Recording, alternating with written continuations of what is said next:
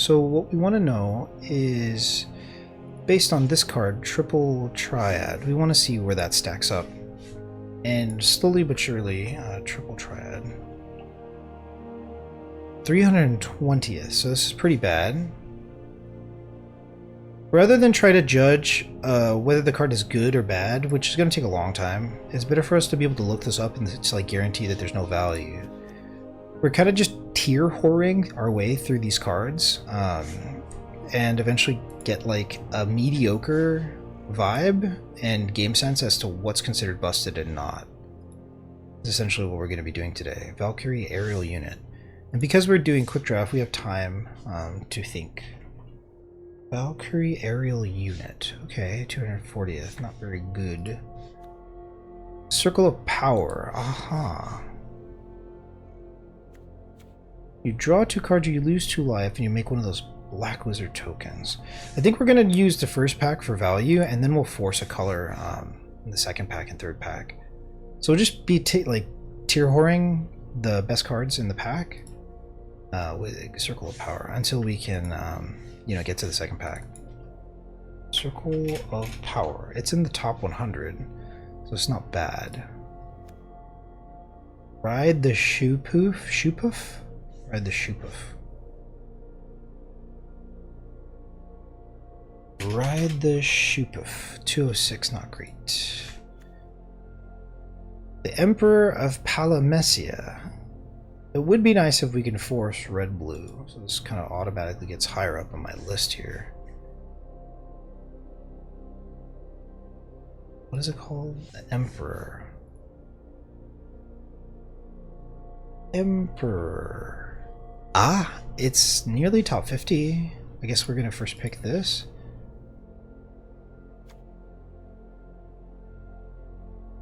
Weapons Vendor. Rather than judge and have our own opinion here. Weapons Vendor 177. Retrieve the Esper. Retrieve the Esper. I'm certain that one of the third-party overlays is going to do this better for us. We just have to dig into that and figure out how we want to do that. Stuck in Summoner's Sanctum. Stuck in Summoner's Sanctum. Still kind of low. Black Mage's Rod. I imagine this is high. Got dunked on by this card. Black Mage's Rod. No, 173.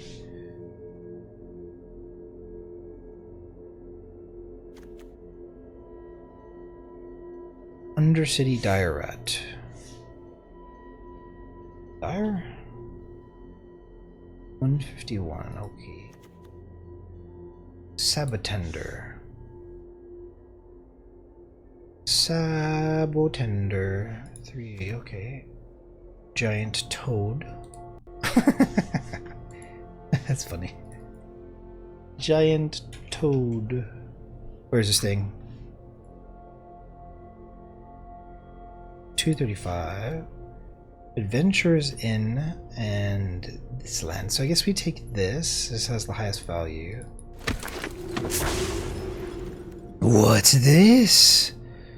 Do we take this because it gives us the card art? Azusa Lost but Seeking. Maybe we want this? Looks so cool. 3 mana 1/2. You may play 2 additional lands on each of your turns. I kind of want to take this just because it looks cool. That's some awesome art right there. Let's go with Azusa. Azusa? It's very, very low. How many cards are in this set? 363? It's considered very, very low. So I don't think we need to do that. Thief's Knife. What is this? Thief's Knife. Nope, not great. Okay. Albed Salvagers. Albed Salvagers. 135, getting up there. Random Encounter. What's this? Random Encounter, not great. Cactuar. Damn thing looks dumb. Cactuar. Cactuar. Also very low pick priority. 4 mana, add 2 colorless mana. Pay 1 life, tap target non-land permanent. Ring of Lucy. This is good. Looks kind of good. Ring of Lucy. No, not great, I guess. Fate of the Suncrest. Fate. Nope. Kind of low. Plus 2 less to cast if it targets a tapped creature. Okay. Paladin's Arms. How cute.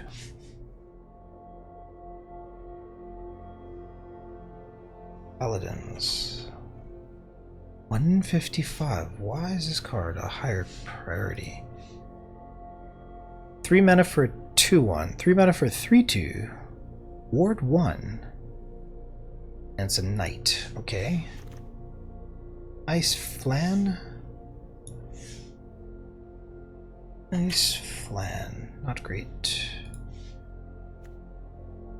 Namazu Trader. Namazu. Namazu Trader.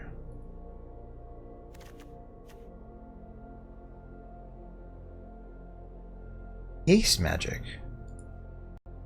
Doesn't look very good. Nope. I love the way this thing looks. Loporit Scout. Loporit. Loporit. Not great.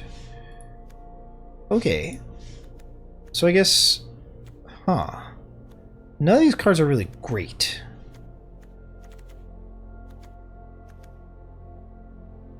Mill 4 cards. Put each creature card milled this way onto the battlefield to gain haste.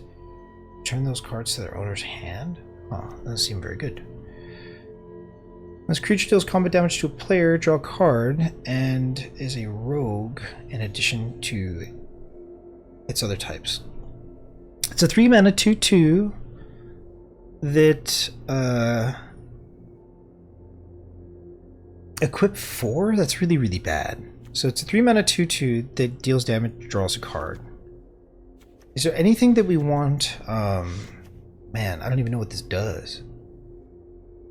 Cast a non-creature spell. Whenever you cast a non-creature spell, if at least 4 mana was spent to cast it, put a 1/1 counter on the Emperor of Palamecia. Then if it has 3 or more 1/1 counters on it, transform it. Cast a non-creature spell. At least 4 mana was spent to cast it. 3 or more counters. Transform it. Starfall. The Lord Master of Hell. Starfall. Whenever the Lord Master of Hell attacks, it deals X damage to each opponent, where X is the number of non-creature, non-land cards in your graveyard. Whenever it attacks, it's just permanently flipped. It's kind of cool. I don't really see this getting out of hand too much, but just the ramp is big value. If it does flip, that can go ham. Creature enters, tap target artifact or creature an opponent controls, put a stun counter on it. What is technically the best card here? Is it this? I think it might be this. I think it's the highest rated card, Albed Salvagers? Albed 135 versus Thief's Knife. Thief Knife, yeah. I guess we just take this. We're looking to have as much value as possible, just so we can understand what the power creep is like within the cards. But if we can force blue-red pack 2, then we're going to do that. But for now, we're just going to be picking the absolute best card as rated. Moving on. Crystal Fragments. I got whooped by this card, kind of. Crystal Fragments. Crystal Fragments. 300 nearly. This card's not great. Stolen Uniform. Stolen Uniform, also not good. Interesting. Sid Timeless Artificer. I bet this has a high rating. Sid Timeless Artificer. 190. Okay. Dwarven Castle Guard. How cute. Dwarven Castle Guard. 224. Looks like this is going to be it. Magitech Infantry. What? Just gets copies of itself? Interesting. Magitech Infantry. Magitech Infantry. Aha! Wow, that's such a high pick.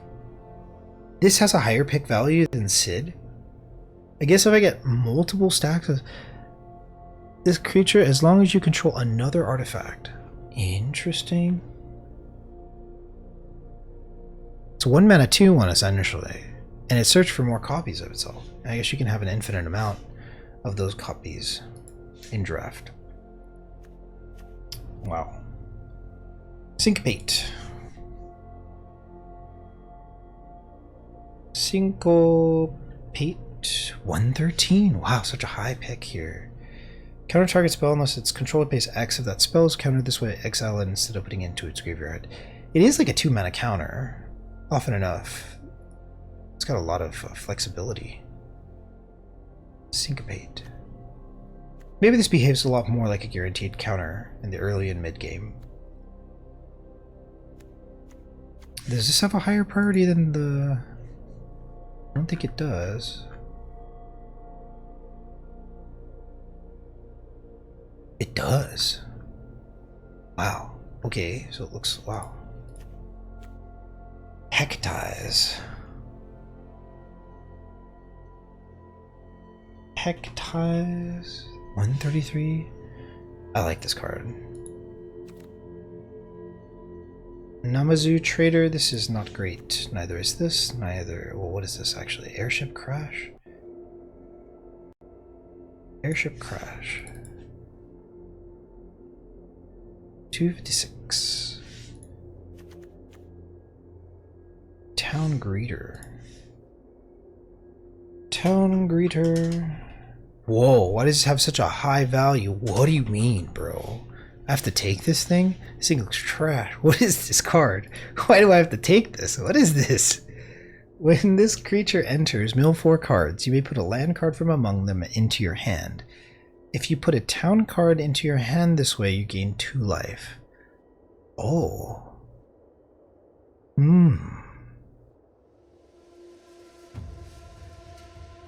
2 mana 1/1. Draw card, gain 2 life? I guess. It helps with the strategy for green-black. I can't believe we have to take this. That's dumb. I was pretty hype about getting a Syncopate there. Oh well. The last time we drafted, we were forced to draft Premier, and we really just threw a lot of value out the window because we couldn't possibly decide within the short window of time that we were allotted, which is about 1 minute early on and then 30 seconds later on into the pack. So now we are making sure that we maintain value by picking what is considered, at least by, you know, one group's opinion, to be the highest tier card pick in draft.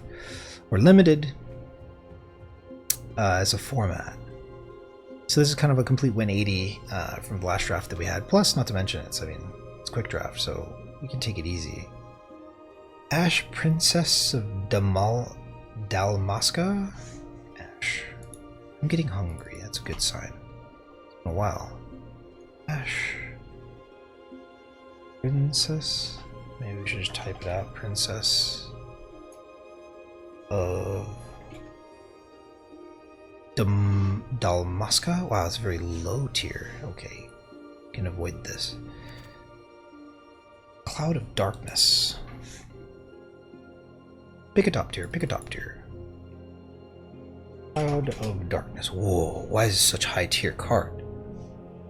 What does it do? Flying Particle Beam. When Cloud of Darkness enters, Target creature an opponent controls gets -X until end of turn, where X is the number of permanents in your graveyard. Number of permanents? Huh. So it's a 5 mana 3/3 flying, which is already great, and it, like, kills something, essentially. Maybe by the time it's casted, it kills something that's... Oh wow, that little green character that we just picked up synergizes so well with this. Okay, how cool. Lionheart, what does this do? Hungry, feeling hungry. Lionheart, 185. Okay, this is 117. This is like 150. Stuck in Summoner's Sanctum. I forget what this is.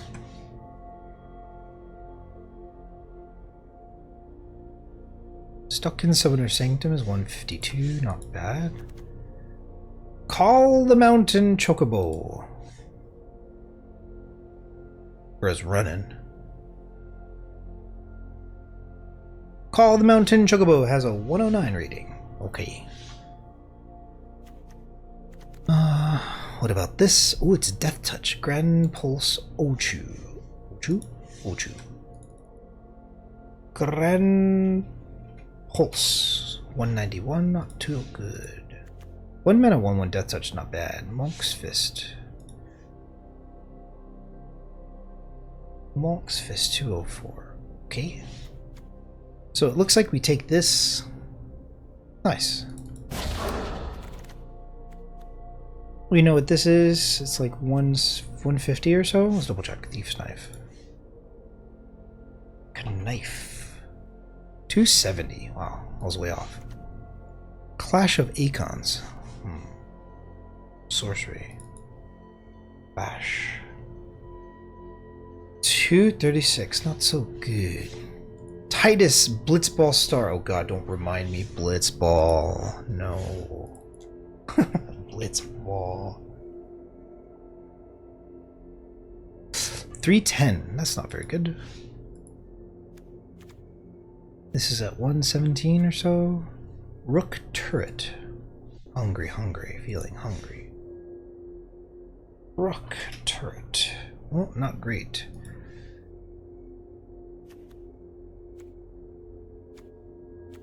I forget where this is at. It's like 109. Mountain Choco. After this pack, we're going to take a very small break to put the pizza in the oven. We're making pizza. We're also making seared chicken tonight. Balam. I read that as baby T-Rex. Balam T-Rexor. Balamb. 147. Okay.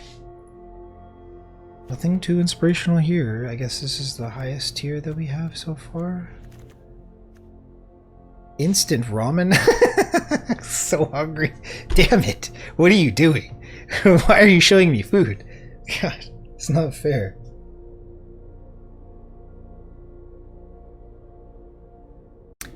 Instant rum. My stomach is literally rumbling in the tumbly. Ramen. Instant ramen 279, not so good. What else is there? Iron Giant. Iron Giant, not great. I guess we end up taking the Magitech Infantry, which is surprising a pick, actually. I really don't think this is great, but in Limited, this gets like an infinite army of these little things. Like if I have 6 of these in my deck, I'm always probably going to start off the hand with it, or I can mull to like make sure that I have it. Yeah.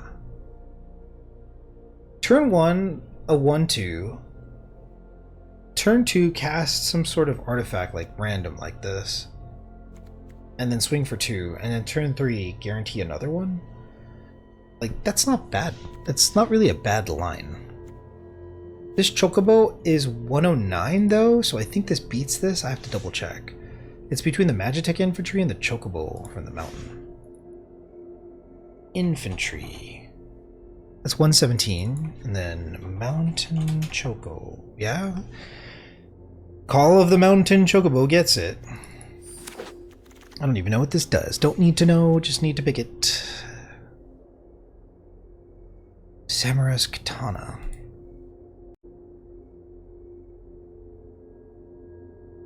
Samurai. Whoa! What the hell? Why is it so high tier? What do you mean? 26? Is that really what that said? I think that's the highest tier like card that we've seen so far. The Cloud of Darkness was the highest tier before this, and now it's Samurai's Katana.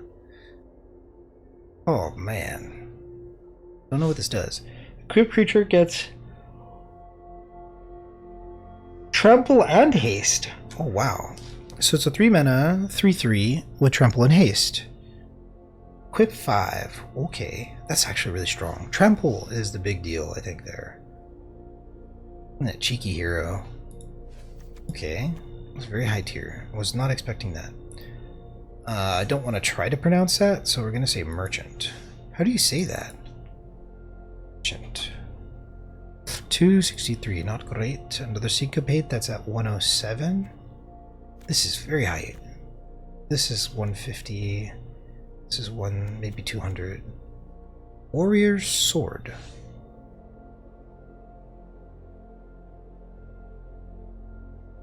Nope, nope.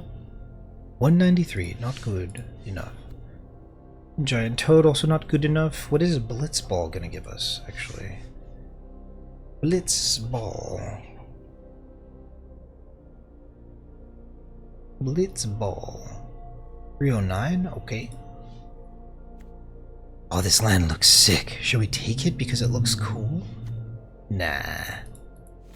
We picking a top tier though. Coral Sword. Coral Sword, 239. Oh, really feeling hungry here. Galuf's Final Act. Galuf, 338.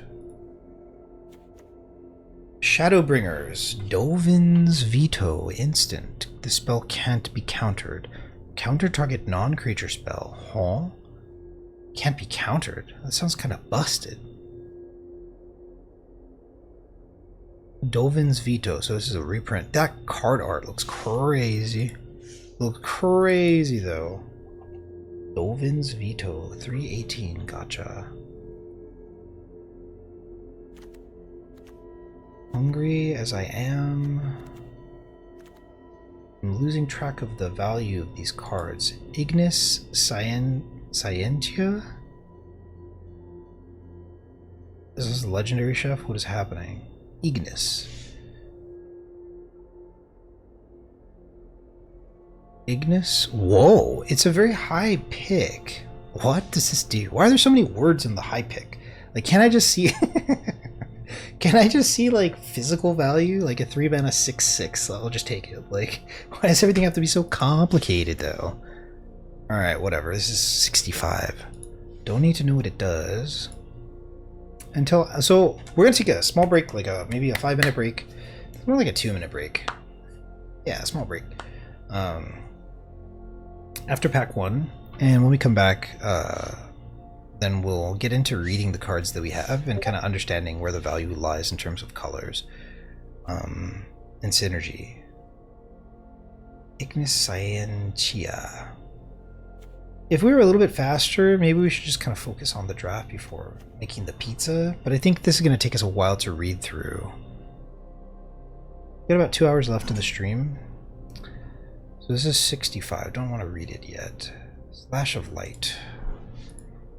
Slash of Light. Slash of Light 138, huh? Okay. This is like 200. Flan. 250-ish. Lunatic Pandora. I picked this way too high in the Premier draft. Lunatic 300. Oh. So we do take this card. Wow. Don't underestimate the legendaries in this set is apparently what I'm learning. Okay, let's go down the list here. Dwarven Castle Guard. 220. Shinra reinforcements. 110. Okay.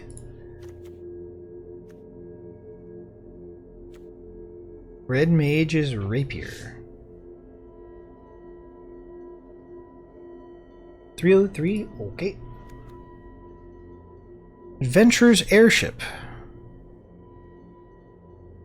Airship. 250. Okay. And then Iron Giant is not great. Shinra reinforcements, I guess, gets it then. We're seeing a lot of picks that exclude white and blue. I guess this doesn't count and this doesn't count. Interesting. Retrieve the Esper, I forget. Where was this? Esper? My stomach is going ham. I'm so hungry. Can't even think straight.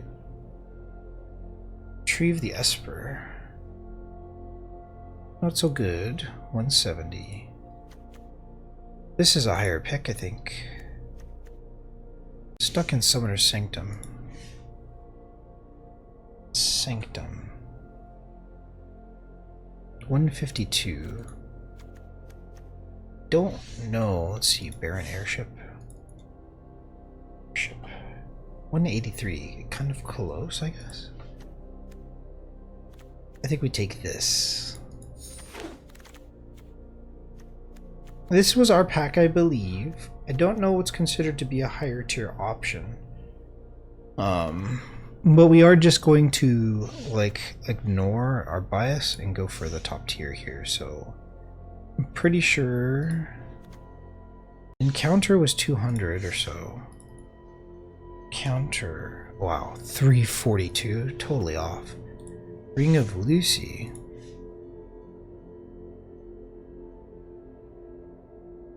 232. Ice Flawn's like 250.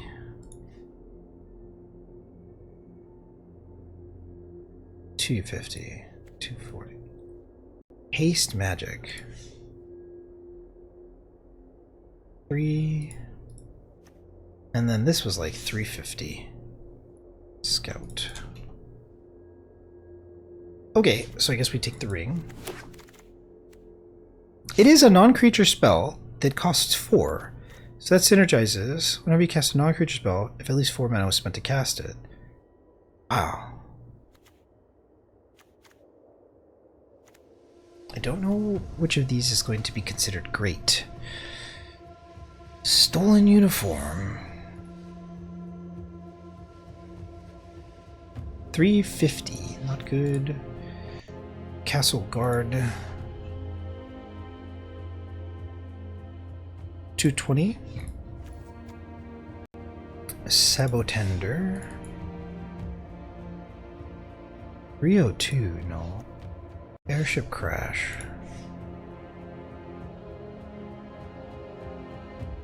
250.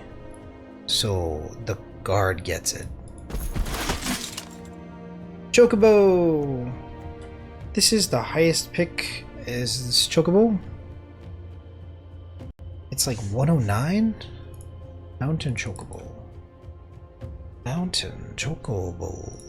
109. Versus the Sabotender's like 200. Sabo 300. Crap. Okay. And this is a cool island, but I guess we take the Iron Giant in case we need to use it. And Cool Forest. Alright, cool. Pack one out of the way. We are going to come back and we're going to read these cards and start to kind of understand a little bit more in depth as to what they do and see exactly where the majority of the value lies and then commit to a couple colors. Okay, I'll be back in maybe 2 minutes. 2 minutes is a good number. Alright, okay. So what do we have? What do we have here? Cloud of Darkness at 5. It's kind of expensive. 4 mana to curve here. I don't think this is terrible. Call the Mountain Chocobo. The highest like rated things we have are in black green, green blue, and blue red. We don't really want to be playing 4 colors, do we? So far, we have kind of an even spread between blue, black, red, and green. So we can kind of just take our, pick our poison here. We do lose access to a couple really good cards if we drop black and green, but that also allows us to force red, blue, which is kind of what we were hoping on doing here in this draft. So maybe we drop black, mill. We can splash black, perhaps, and drop these cards and just focus on red, blue. I don't know. How good is this card? How good is this? This really helps with a black-green strategy.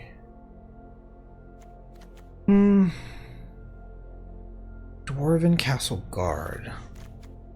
This creature dies, make a 1/1 colorless hero token. You see, there's 2 for 1 value there. I feel like this card's always going to be good. Maybe if we are to commit to blue-red,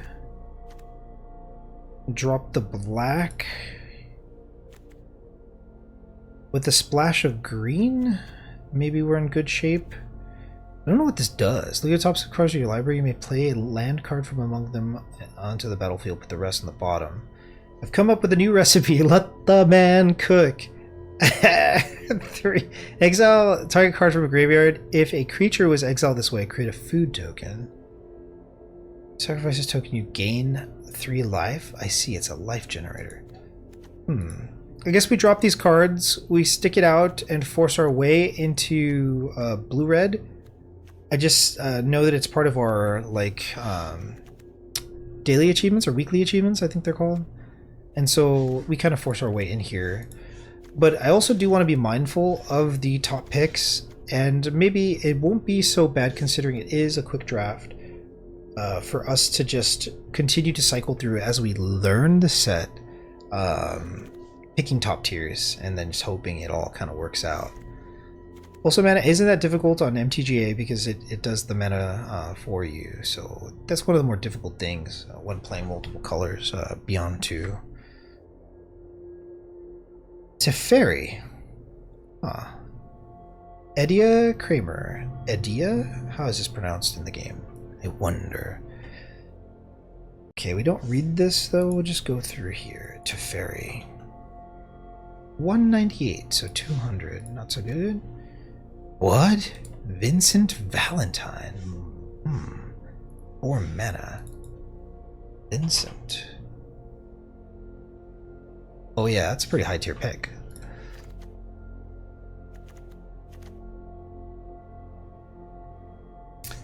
Interesting. So it's at 70. Tonberry. Tonberry.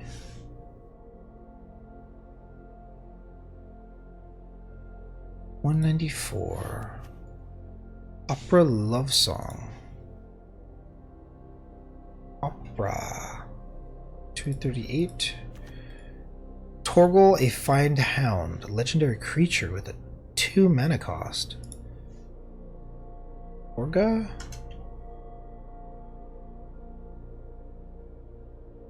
$67. How is this a higher priority than that rare? This is a higher priority than Vincent? What do you mean, bruh? What do you mean? Why is this doggo so powerful, though? Oh well, we don't need to know. Okay. Another legendary. Oh my. Ultimecia, Time Sorceress. Ultimecia, 187. Okay.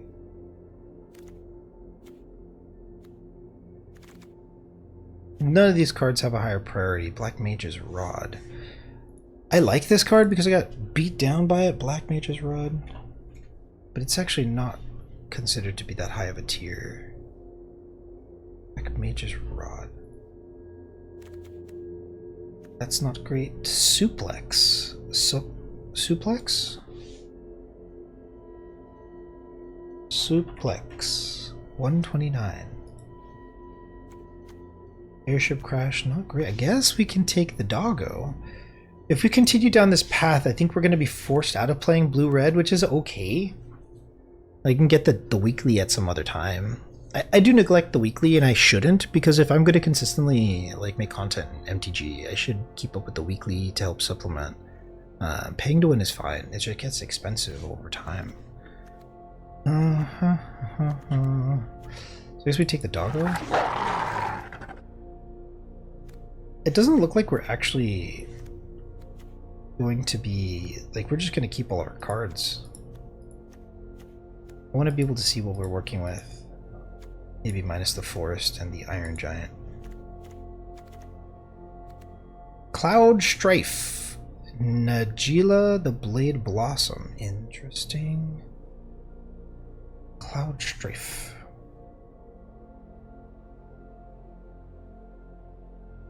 Clowned? Cloud.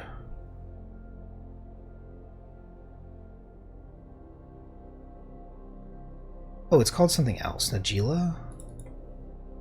Najila. The Blade Blossom. 143. It's not so great. Gilgamesh. Master at Arms. Gilgamesh. Whoa, it's 55?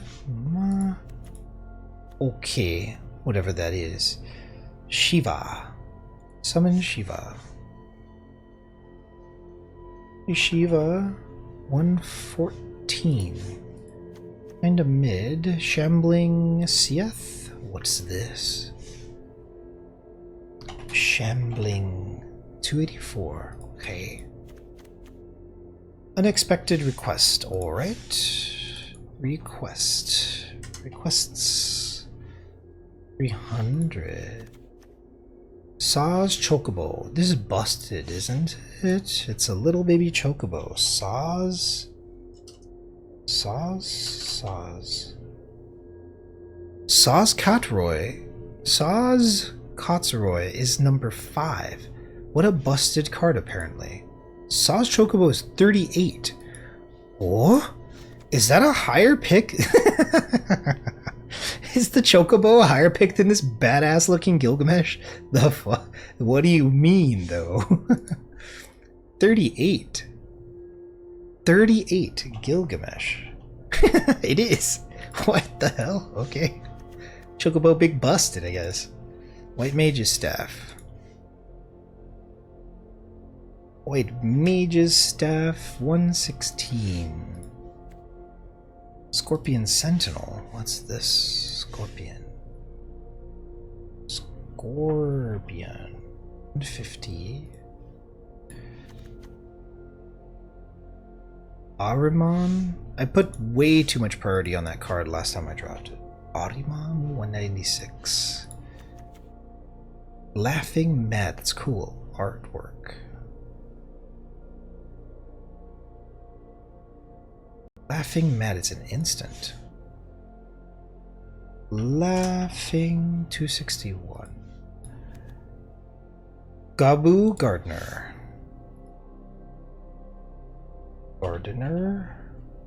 166. Adventures Airship. Wow, I'm taking the Chocobo here. Okay. Side quest, catch a fish. Put me on a side quest. Wow. Catch a fish. 307. Not good, but cool. Discard. Ultros. 57. Side quest, play Blitzball. Side quest. 341, so not great. Tifa's Limit Break. Tifa's Limit Break, 229. I don't know how to say that. Beast Citizen, Merchant. 260. Marlboro.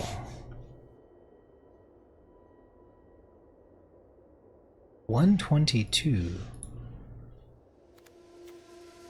Thunder Magic.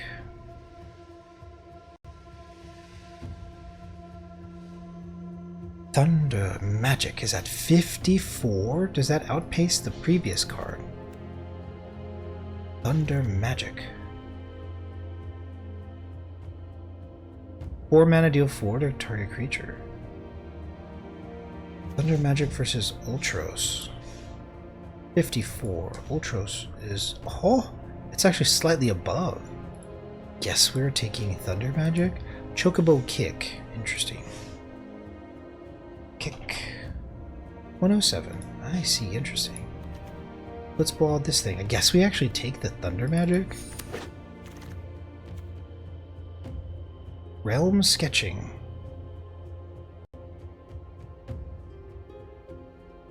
Realm Sketching. 175.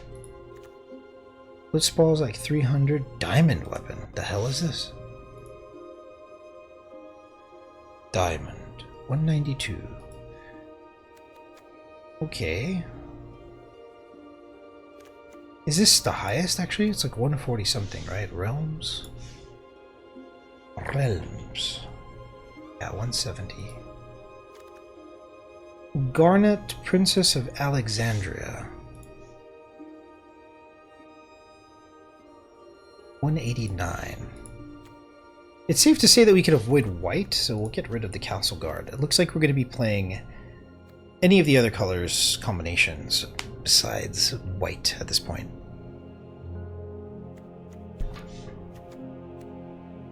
Stuck in Summoner's Sanctum. I think this is a higher tier pick than the previous one.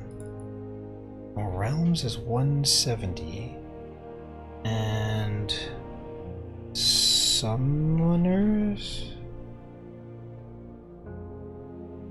152. Okay. Fight on. Fight on. 209. Summon Ifrit. Ifrit. 296. Rish's Wanderings.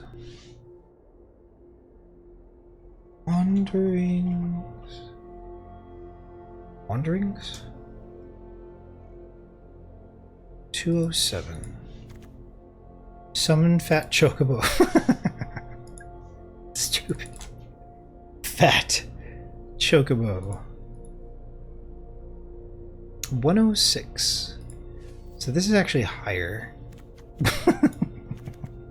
This is higher in pick. What? Okay. Chocobo.deck, I guess. Adalbert Steiner. That grimace on his face. Adalbert. Oh, 97. Are we playing white after all? No way. Fire Magic. 130. Oh. I think we can ignore this because we don't really want to be forcing white at this point. Maybe so. Elixir. 330. White Mage's Staff. This is like 170. White Mages 116 actually. Fire Magic. Fire Magic is not as high. Adalbert. Or Fire Magic 130. Magic Damper.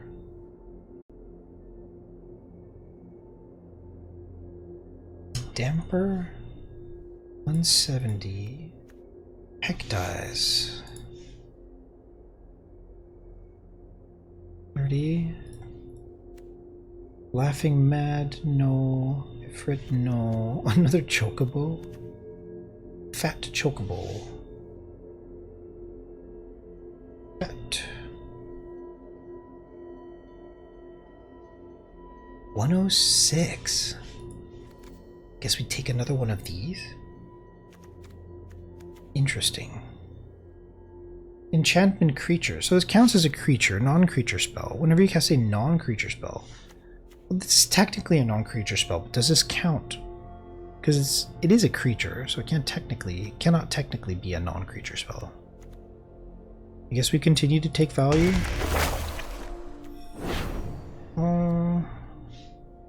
As long as we know we're not playing white, maybe it's time to exclude another color here.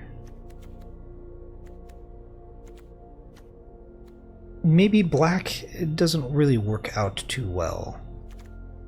This card is pretty good, and we might be able to, like, grab a land or fix. That way we can get rid of black, maybe. Just seems like we have more value, even if we, like, cut this card.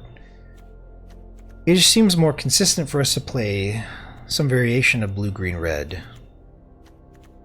And so maybe we look to do that. Maybe so. Syncopate is good. As long as you control 7 or more lands, this creature gets +3 +0. Interesting. Okay, feeling kind of hungry, Stolen uniform, let's keep going. 357. Sentinel, 153. Syncopate is a higher tier pick. Syncopate, 113. This is like 250. Vincent's Limit Break. Limit Break. 278. This is Chocobo. We already have 3 of these. Chocobo. Chocobo Mountain Chocobo. Uh-oh, I regret not typing in Mountain Chocobo. 109 versus 107? Syncopate is what? Syncopate. 113, so the Mountain Chocobo actually wins? Ochu, no? I guess we take this? Huh.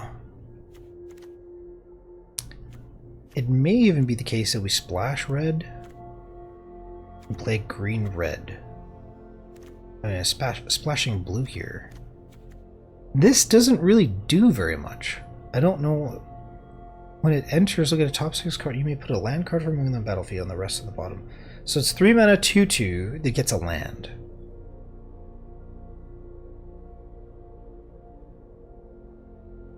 Getting rid of cards from enemies, like graveyards, can be very useful.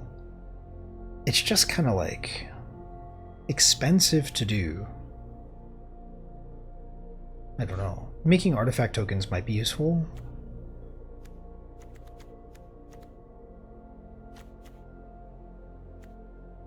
Guess we take this Chocobo. I don't even know what this thing does. Search your library for a mountain card, reveal it, put it into your hand, then shuffle. Mountain card. Whenever a land you control enters, this token gets +1/+0. It's a 4 mana to make a Chocobo. That's not very great. Maybe I just want the Syncopate instead? Town Greeter. Ugh. We're all over the place, and we haven't chosen any of these lands either. I think at this point we should kind of just define what we're going to be doing here. What happens if we take out the blue?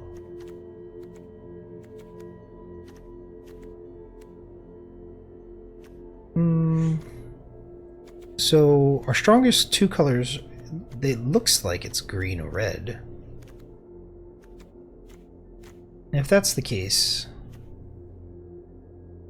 maybe we can splash black for this card and maybe some removal.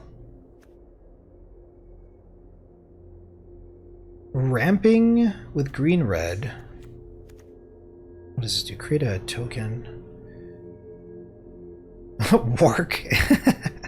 Creatures you control gain trample? Bro, it makes all my creatures have trample. There's nothing that I do that puts lands into play yet. I still don't know what like half the cards do, but that's okay. If we're going to want to splash, this looks really nice. It doesn't count as a mountain.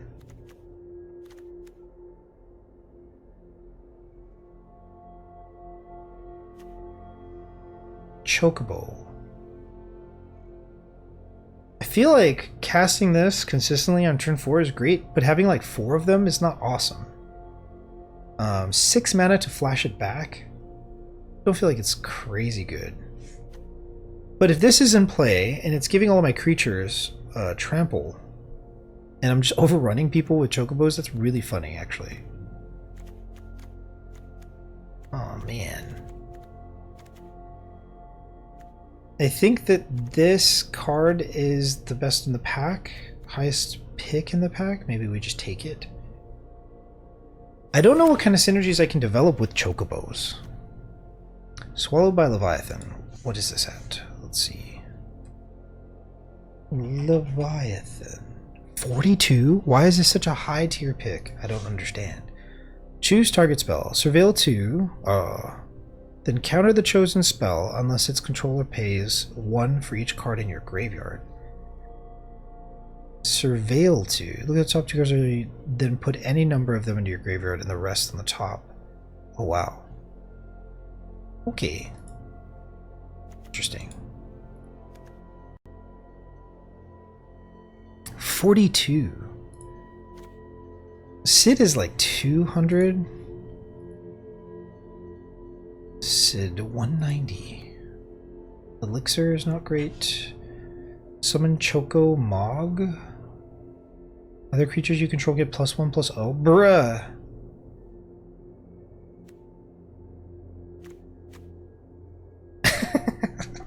Chocobo seems like a lot of fun. Chocobo. Summon. 244. Overrunning somebody with Chocobo seems really hilarious. Dreams of Laguna. Dreams of Laguna. 77. Why is it so high? Surveil 1, draw a card. There must be a lot of value to putting things in the graveyard for this set.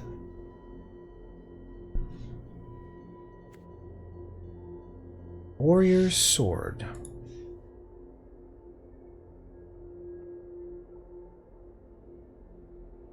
$93. It's a 4 mana 4/3. Nothing crazy. I like this card. I know it's not rated very highly. And this card is also not rated very highly, but it's strong utility that we don't have. So maybe we want at least one of these. Taking this now over this card is a good look if we wanted to play green-red. What are we missing out on by skipping out on red, on blue here? Not very much.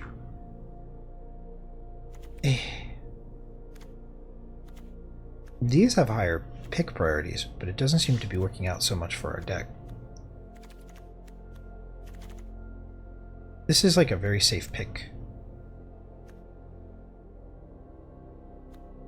So Airship Crash or Grand Pulse Ocho.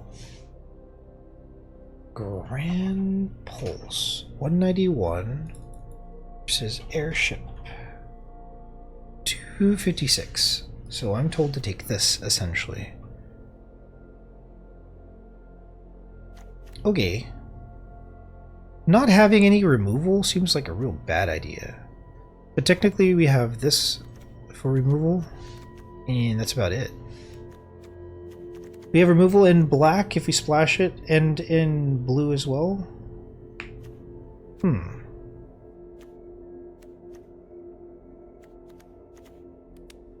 Looks like we're going to be forcing green-red.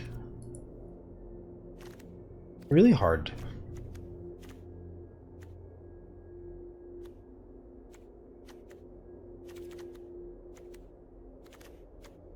Are we going to regret not taking these higher tier picks in blue? And why did we take 3 of these if we're not going to use them? I feel like we're forced to play green-red. If that's the case, I think it's more likely that I can wheel this or get this to show up than it is to see this again. But I could be wrong. I'm gonna take this and think about removal, you know, taking it as a higher priority later. Tifa's limit break. I forget where this is at. Limit break. 220. Lion's Heart. Deals 2 damage to any target? That's actually not bad. Lionheart.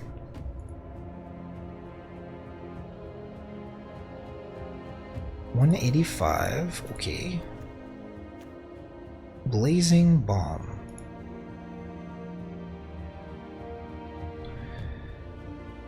$132.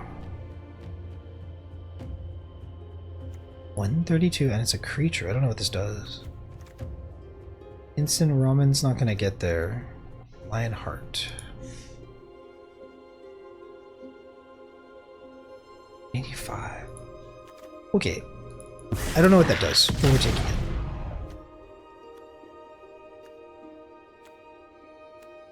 This is something that we wanted. This gets rid of this gets rid of flyers, right? This is like, I feel like this is necessary. We're not playing black, it seems, and we don't have very much like any synergy with black if we were to play it either. Just take this and try to be more consistent with the deck. This creature enters tap. Whenever you cast a non-creature spell, you may pay 1 black if you do. Return this card from your graveyard to your hand. Okay. Laughing Mad. You call attacks, draw a card, then discard. Total 2, total power 2 or more. 3/2 flyer. Draw a card, then discard a card. Is this really, I mean, Laughing Mad or Adventurer's Airship? I feel like it doesn't matter. Adventurer's Laughing Mad. None of these are great. Are they even playable? If we play blue, this isn't terrible.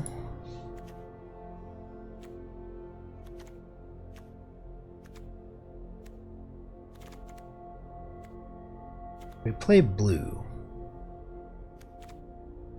I really don't feel like it matters too much what we take here. Either way, we're gonna have a tough time getting 2 power off of 1 creature. And tapping this for whatever it's worth. To use this doesn't seem great. Maybe we want to use Laughing Mad and just continue with aggro? I don't know. I don't know that we're gonna play this card. Side quest, catch a fish. A 1/4. What's this? Sage's Noliths. Sage's 242. I don't know what that is. Iron Giant. Not great. It gives us something to ramp into. Vigilance, Reach, Trample.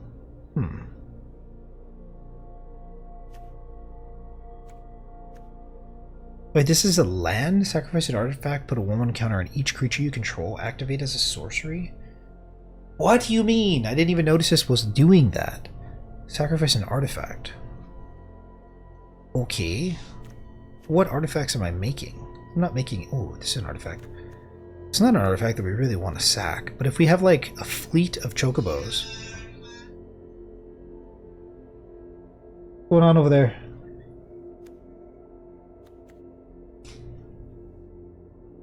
Keep it down over there, crazy kids. I think we actually want this for the land. It doesn't come in. It doesn't come in. Take the pizza out. Like this as a land, sacrifice an artifact, put a 1/1 counter on each creature. Like this is like a win condition off the back of these like random chocobos, plus this thing. Like, because if they're 3/2s because of a trigger from a land, but they become 4/3s with this to back it, they become like a real big threat because they're all getting trample. I feel like we take this, and like use it just like as a random potential win con. Like this could be actually super useless, but just the thought of it, like using it twice with 4 creatures in play, that's 8 extra points of power and toughness. Like it's not a small thing. Summon a Freet. You may discard a card. If you do, draw a card. Add 1 red. Huh. 3 mana, 3/2? Doesn't seem great. Ifrit. Yeah. 300 almost.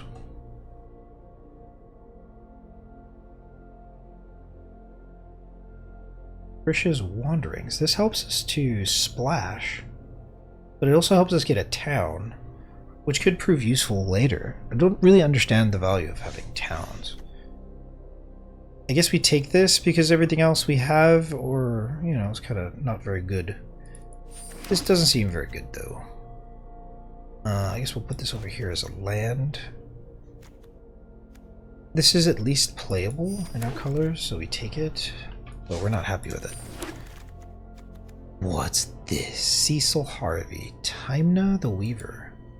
Cool card. Cool card art. Timna? 200. Okay. The Regalia.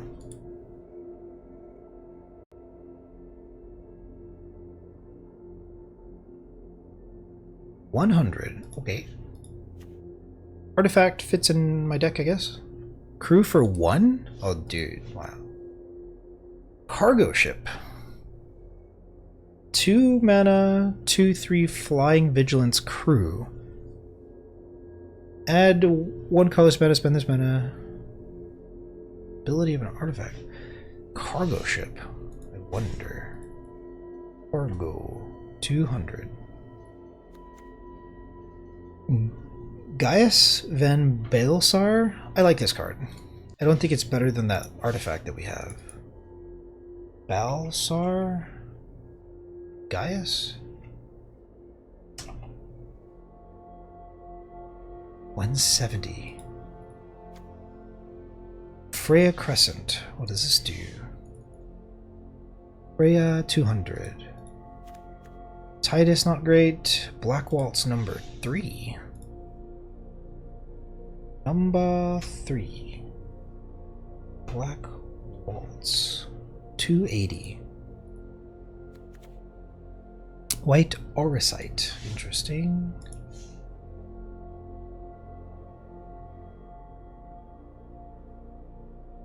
Auracite. 44! Why is this such a high tier pick? It's in white. I'm not playing this. This artifact enters. Enter. Oh, right. Okay. It's a removal spell that ramps. That's cool.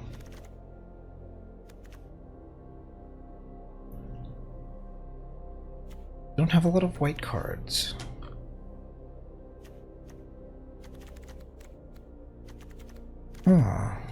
Damper, not gonna be it. Nolus, not it. Limit break, not it. Item shopkeep. Item 270. Town Greeter. This is a high value card.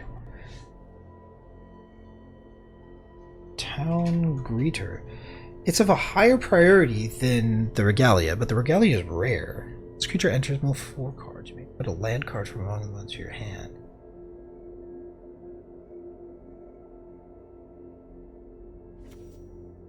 I think we just take the Regalia here. Like, this is great, but I don't know what this does either. Whenever the Regalia attacks, reveal cards from the top of your library until you reveal a land card. Put that card onto the battlefield tapped, and the rest on the bottom of your library in any random order. 4 mana, 4/4 haste. We need damage. Like, we have, like, I don't want to keep getting low value bears, even though it's like a higher tier pick. Yeah. The Chocobos feed into this very well as like also. We don't really have a lot of low drops. Oh well. Do we take this? How, like, we don't have any finishers. Is this even, this is not even a finisher. It's just a 4/4. I'm tempted to take this. But what am I milling into? Number of permanent cards in your graveyard. Splashing black could be very useful. I think we just take this. Okay. Battle menu. I'm hungry. What's on the menu? Battle menu. Battle menu 79. It's in white. It's an instant. Okay. That's a lot of options. Play Blitzball. No. Summon Fenrir. What's this? Fenrir. 25? This is one of the higher picks that we have. What? Okay. This is not it. Ooh, Kourl. This is a great bear, but it's in white. Kourl. Kourl. 247. Apparently not that great of a bear. Phyton? No. None of these are... Oh, this is 100 or so. 150. Nothing else really inspiring. This is the best card in the pack. Somehow we're playing red-green. I guess we take it. Gilgamesh. Again, the Gilgamesh. What a cool... like, the card art. It's really nice to see this card art within the set. It's very cool. Gilgamesh. Gilgamesh is at 55. Happy to be picking something like this. Rinoa Heartily. Rinoa Heartily. Don't know what this is. Rinoa. 102. Look at the doggo! Look at how excited the doggo is. It's so excited. Yeah. Combat tutorial. Tutorial 61. Why is this such a high tier pick? Target player draws 2 cards, put a 1/1 counter on up to 1 target creature you control. Wow. It's divination with a counter. That's pretty good. Gilgamesh outperforms it though, and everything else and left in the pack, I think. So Gilgamesh is a very welcome pickup here. I don't know what Gilgamesh does. 6 mana though. Glad to see some fat here. Beginning of your upkeep, each player exiles the top card of their library. Until end of turn, you may play the card you owned exiled this way, and each other card exiled this way with lesser mana value. I don't know if this card's good. Doesn't seem great.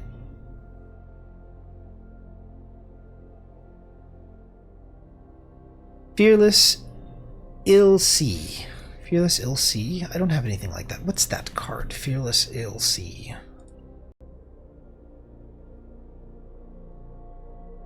Fearless. I see. So it's a black card. What is the rating for this? Vanilla? 52? Why is this such a high tier pick? 52. It's uncommon. When vanilla enters, mill 2 cards, then return a permanent card from your graveyard to your hand. Oh, that's pretty good on its own. The beginning of your main phase, if you both control... I won't. But I guess it's a higher tier pick. Sages, no. Syncopate, no. Hectize, probably not. Another chocobo? Wow. There is such a thing as too many chocobos. I think we might want to, like, avoid a 4-drop 3/2, even though it returns a permanent card. What are we going to get back? We can get back a fat chocobo. I don't know what everything does. You know, it returning a permanent card is pretty strong. Maybe I should be taking this. What does our curve look like? Pick at 3. A lot of 4-drops, not enough 2-drops. Maybe we tried to combat that by grabbing this card. This is not such a bad pick. This is higher, but it's also... What is the town greeter? Town greeter's at 66, but it helps with the curve. This card seems kind of busted because it can return Gilgamesh or anything really. But like, what are we going to be returning that has a lot of value? I don't know. This isn't a permanent, but we would like it to be.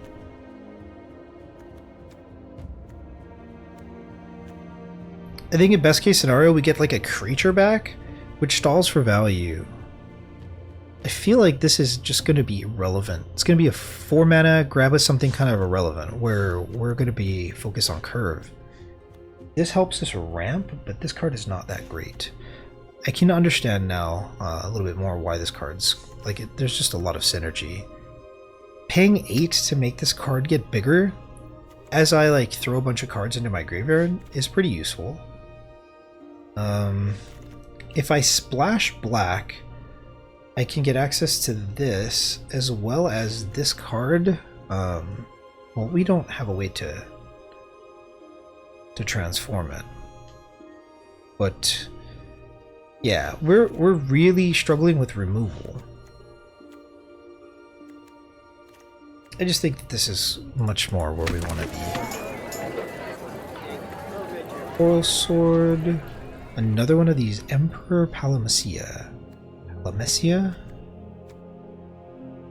Resentful Revelation. I don't think we've seen this one before.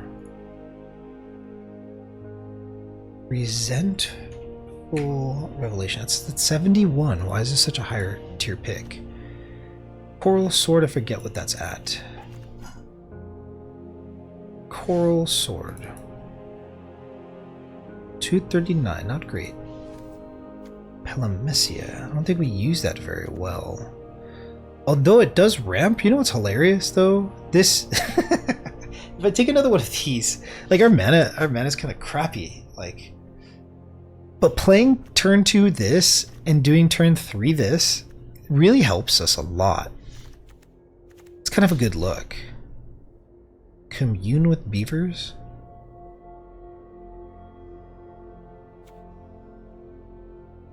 4 mana, 4/3. Look at the top 3 cards of your library, put one of them into your hand and the rest into your graveyard. Flashback. One of them to your hand.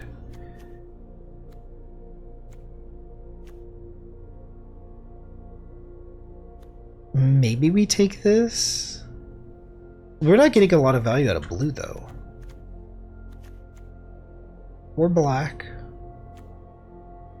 But this kind of... I feel like we can splash this.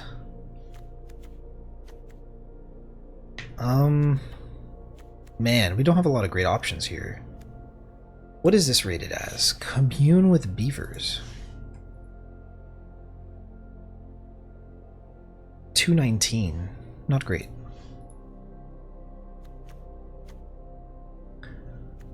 Commune with the Beavers. Huh. This on turn 2 consistently gets us access to what? This, this,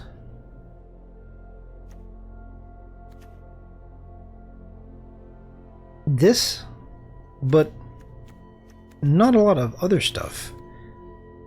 We're not going to really be able to flip this. Whenever you cast a non-creature spell, if at least 4 mana was spent to cast it, so that's what? This? Maybe this? This for sure. This as well. This counts as a well, it's technically a creature though. So we don't get any value really out of using this, because we don't have enough non-creature spells to, you know, make it have more value. This card sucks, but we're really suffering for, like, removal. I feel like I just need to take this card. And I feel kind of sad that I'm playing it, but also, as terrible as it sounds, windmilling that other card, the 3/2, the 4 mana 3/2, kind of becomes really nice because then we can get this back. That sounds really bad. How do we not have better removal or more removal? The top 3 cards are either an artifact, creature, or land card removal. This is not value though. This is fixing. 4 mana, 3/2. This card sucks. I think we just take this card. Cast a non-creature. Any non-creature spell. So it's a 2 mana bear, which isn't bad, and we have 12 non-creatures-ish.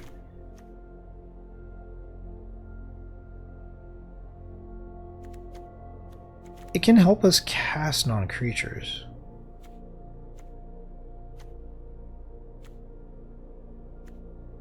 Interesting. This card's really not great.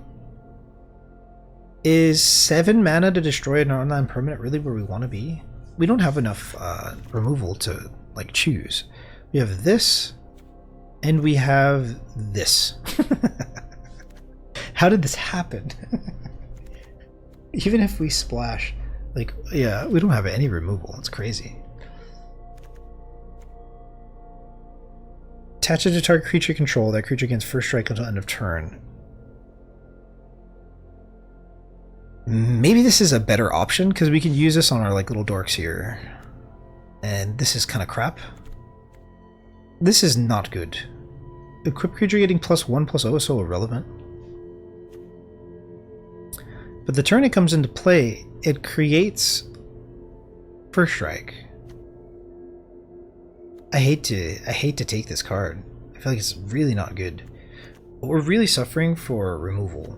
And if they have like one bomb, then what are we gonna do? We're not gonna beat it. And that 7 mana removal spell is probably gonna get us there because it's limited. What is this? Finn the Fangbearer. Finn 180. Okay. It's in our colors though, and it's a 2 mana 1/3 death touch. Whenever a creature you control with death touch deals combat damage to a player, that player hits 2 poison counters. It's a 2 mana 1/3 death touch. Poison. Another one of these? Damn it.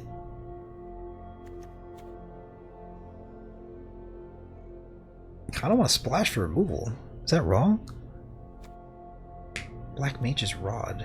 Sabotender. Whenever land you control enters, this creature loses 1 damage. Target creature gets +3/+3 and gains trample. Let's see. Blitzball Shot. But this has to be rated kind of low. 237. Do we take this? 2 mana 1/3 is not great. The poison counters though, and the threat of pumping becomes like very relevant. Chocobo, chocobo.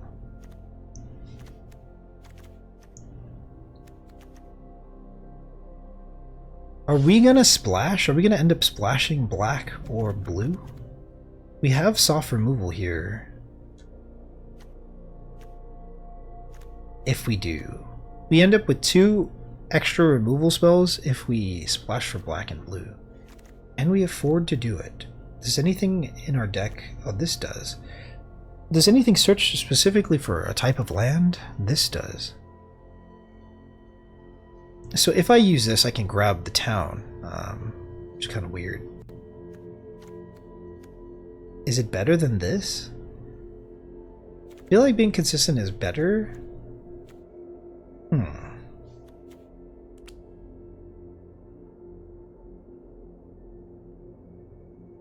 We're gonna have to figure out our land and such.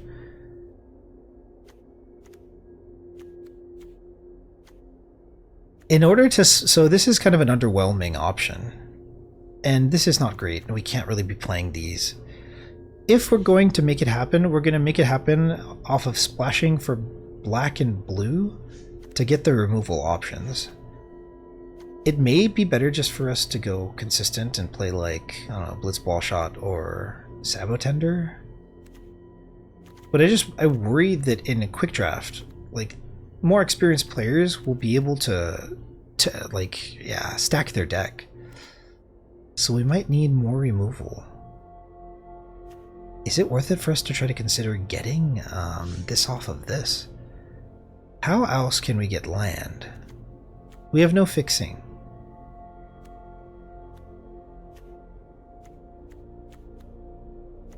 Oh wait, the chocobos search, don't they? Search your library for a basic land card, put it into the battlefield tapped. Oh, that's actually great. So this gives it to us, this gives it to us, this allows us to dig. Add 1 mana of any color? Bro, this gives me any color? I didn't know that. I'm starting to read these cards. It's getting OP. Search your library for a mountain card. This just kind of doesn't, it's underwhelming. Reveal cards. So, does this give us a land? No. Interesting. Does this say search? Oh, for a basic land type. Okay. This town isn't terrible. I don't know that we need to splash. But in the event that we do, we're going to regret not taking the town, I think. Because we can get it with this.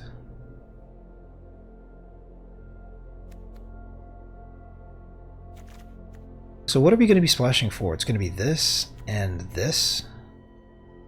I feel like we don't have enough fixing to make that work. But we can probably work it out.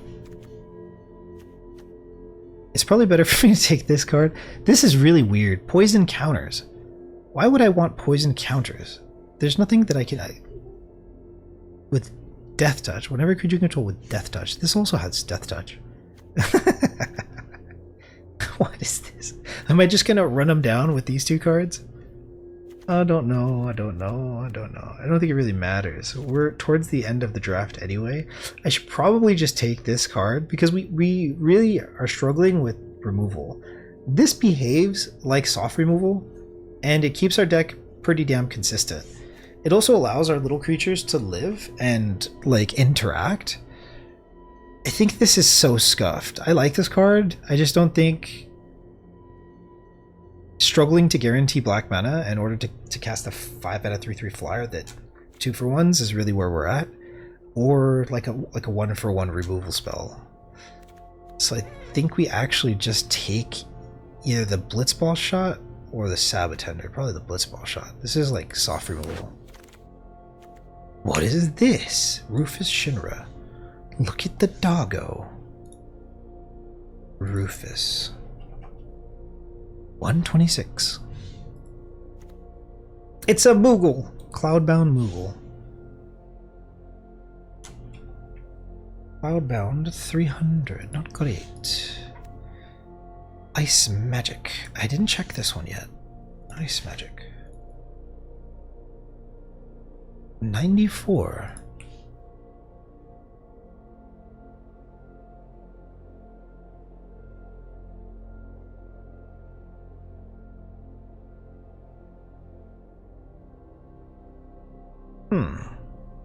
Return target creature to its owner's hand. Does that have any use in my deck? Splashing Blues, not really something we want to be doing. Syncopate. Resentful, Precious Wanderings. Another one of these? Basic land or town? Yeah. Plane cycling. Plane cycling. I didn't notice cards have cycling for certain lands in this set. Plane cycling. That's interesting. Doesn't look like we're going to be using any of these cards. So we're pretty much determined to play green and red. Venture's Airship. 3 mana, 3/2. Is there anything that we can have to crew here? Is it worth it? If the Chocobo starts going ham, maybe. If at least 4 mana was spent to cast it, put a 1 counter on this creature. Interesting. Okay. I think we take this. But this is interesting. I don't know how bad this is. Like 3/2 flying is not great for 3 mana with a crew of 2. But if I have to sit back because otherwise my creatures would die, and I'm given the option to turn my lands into like card advantage, that's not bad. I just don't know that it wants to be in the 3rd slot. I think we need more stuff in the like 2-drop. This also isn't very good, but it turns our town greeters into 2/2s, which is still really not that great. Maybe we start taking towns. It doesn't really matter what we take here. You don't control a creature name, create a dark star, a legendary dog. Why interesting. So it makes tokens when you attack.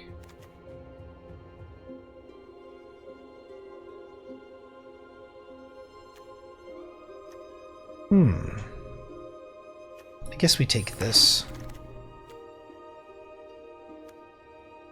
What does this do? Target creature you control deals X damage to any other target and X damage to itself, where X is its power. Self-destruct.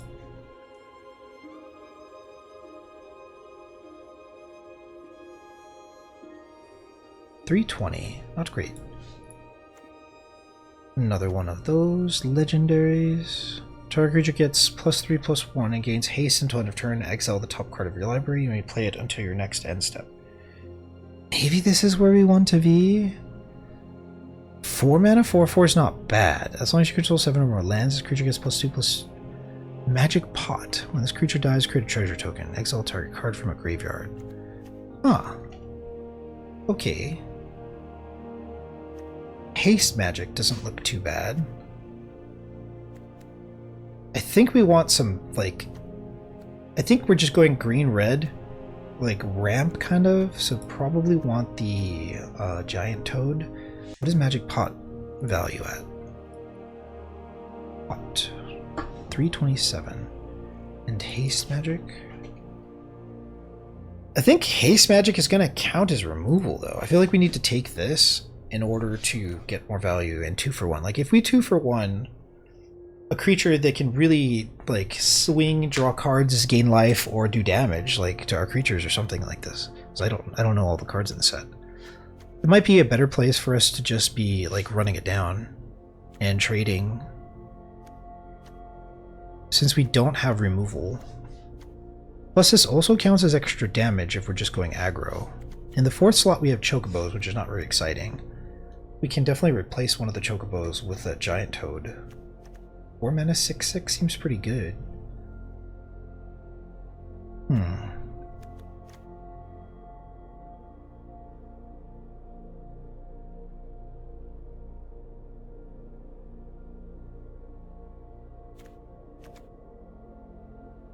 I don't know. I kind of want to take this.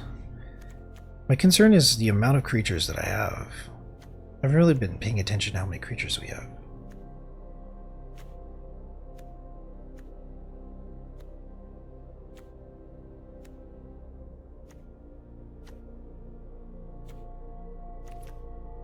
I can't help but think that we just need more stable creatures. During your turn, Freya Crescent has flying. Add 1 mana, spend this mana only to cast an equipment spell or activate an equip ability. This might not be so bad. Equipment.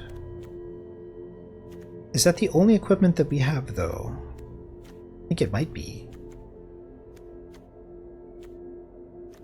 Yeah, it looks like it. This doesn't count as an equipment.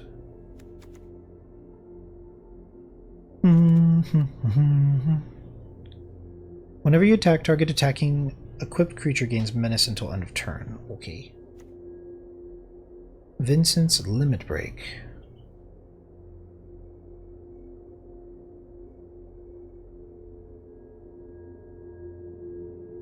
What is this?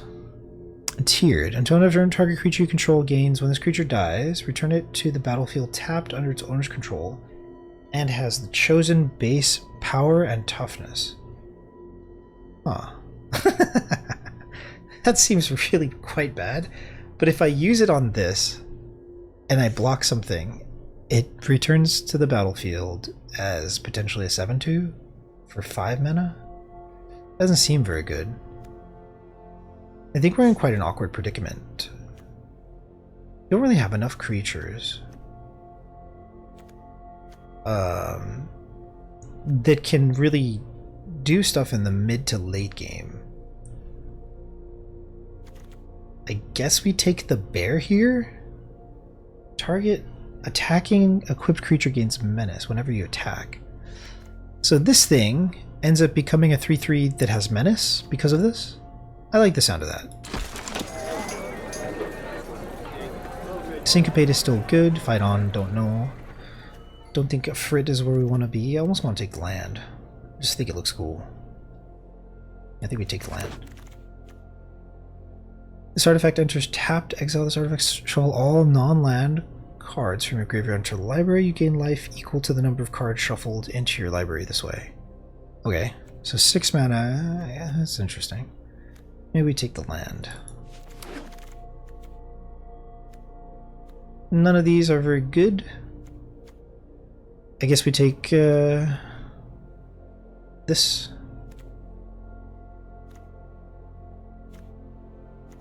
This is a playable, I guess. 4 mana, 4/3.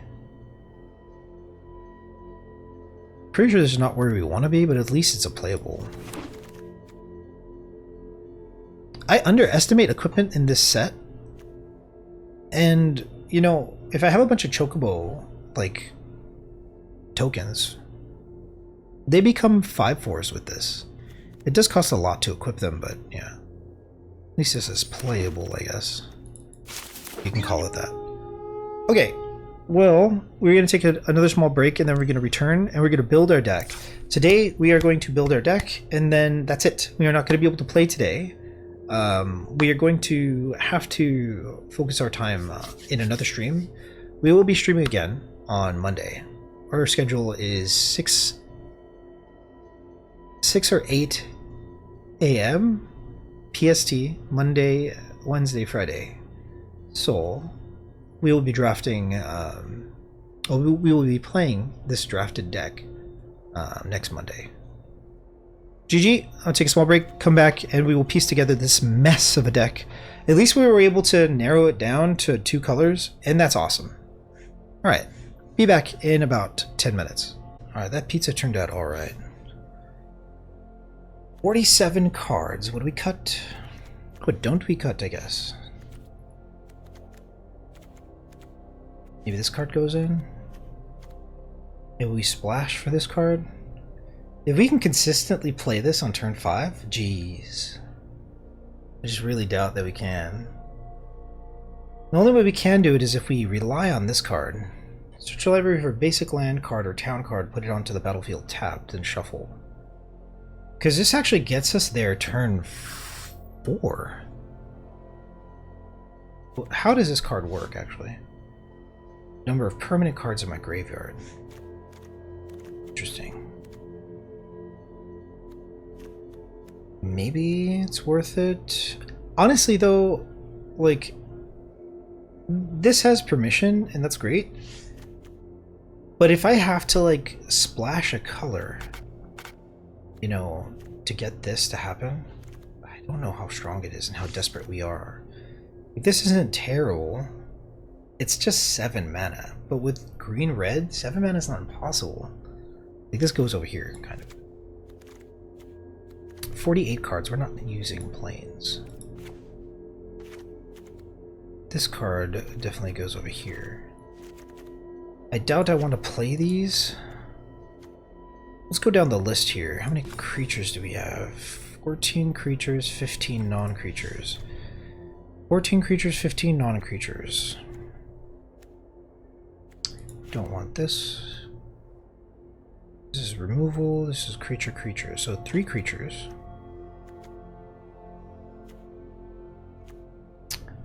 Target attacking equipped creature gets Yo, new phone, who this? Meyer. Yo, what's up? I'm streaming right now, how's it going? Yeah, pretty good. I got an hour and a half until reset if you want to do some dungeons. Oh man, you're tempting me. Hour and a half? Dude. Alright, I'm in. Yeah, if you need to finish something, you can finish whatever you need to. Yeah. Hour and a half? Yeah. How about I catch you in 30 minutes?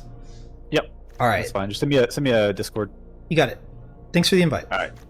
Yep. Okay, cool. So we're going to finish up picking the cards for the deck, and then we get to do some offline dungeons. I do enjoy me some dungeons. I do think this synergizes really well with the katana. This card is not great, but I don't mind cutting a chocobo, Call of the Chocobo, because what is this getting us into? Like, this is ramping it to what? Making a chocobo is cool, flashing it back is awesome. I just don't know how much value is there. This is a 4 mana 4/3, but because it's an equipment, it gives us value with this. Target attacking equipped creature gains menace, so this can be held back, or this can even be played late and make this creature have menace. So I feel like it's a better place to be. Also, this buffs like these little creatures as well that have very little value outside of the equipments. So I think we take out one of the Call of Chocobos for a Warrior Sword, even though it's kind of a subpar card. Town Greeter is apparently busted. I just don't see exactly how busted it is. I feel like we're going to lose a lot of value just like randomly spamming this card, but whatever. We're going to have to feel it out. Blitzball Shot. We have like 4 creatures in the 2 slot, 3 creatures in the 1st slot. This counts as a creature. Airship Crash is useful. This is not good. Prisha's Wandering. So this is very interesting. I don't think it's a good idea to have this card in the deck. I feel like it's a very low value card. It does ramp though, but ramping to 5 for what? And we have to have a creature in play. When you search your library this way, put a 1 counter to a creature you control. The only interesting thing here is that it can buff like the Shopkeep. Or the like any one of these creatures. If they're going up against like say this attacks and they have like a 1/4 blocker, this ramps me, buffs the Death Touch creature, or it buffs the Chocobo, and there's like a lot of interaction here with the early game that we don't necessarily hate. I just don't want to play this card if I can't get extra value from it. But this, even though it's like a high priority pick, it's very unreliable. I would rather play like an Iron Giant over this if I can't have the fixing. Okay, 41 out of 40. We're getting there. So this is 16 land, essentially. This card is not great, but it's like a 7 mana removal spell, which in our deck, I mean, we don't really have too many ways to remove creatures, so it doesn't look too bad. I wonder if I'm going to regret not playing at least one of these. Lunatic Pandora is such an underwhelming card, and like the problem is not that it's not just a 7 mana nothing. It's like a 7. It's like a 1 mana spend 2 to surveil, which is like kind of bad. I feel like we don't want to rely on this to win, and we just kind of run it down. Maybe we get rid of this and just run it down. What does it look like here? It's not so bad. Do we want to cut a card to mess with our mana base to end up with a Cloud of Darkness? It can be a win con. I don't feel like it's a great card, but if we do manage to replace Lunatic Pandora with this and consistently cast it, then we're in good shape. 13 creatures, 12 non-creatures. This is a non-creature, so that's so that gets counted. So it's 14. So let's go down the list here. 14, 15, 16, 17, 18. We have 18 creatures. That's like too many creatures there.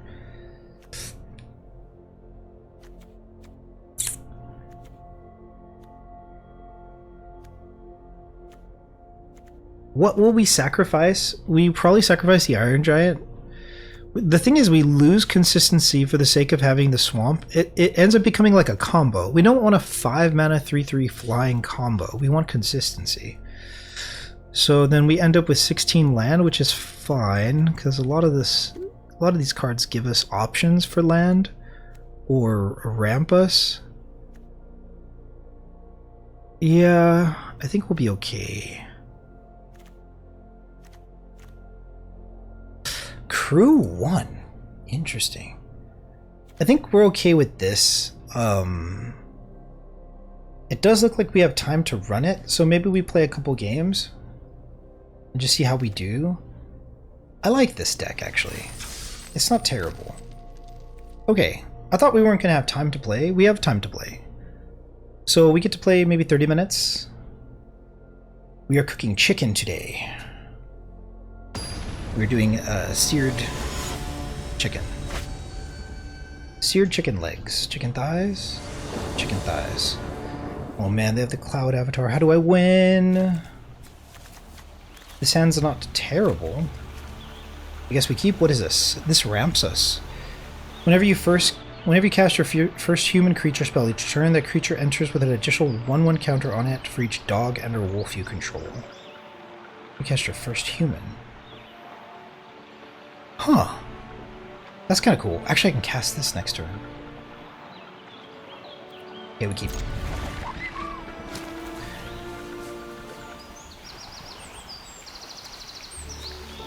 I like these lands so much. They're really nice looking. Okay. So we definitely want to go the Hound into the Giant Toad and just start swinging, and then use the Town and Greeter. I think. Maybe everything changes. What are the chances that they have a removal spell for this? I think we just go for this play, because it's the right play. If they kill it, they kill it. We want to get this in play ASAP. But also we get value off of this. But getting value off of this and having extra mana open is just not really worth it. Oh wow, they're using Laughing Mad. Okay. Let's give them a problem to deal with. Do we swing? Or do we cast this? I think we cast this. Next turn looks a lot better for us to swing.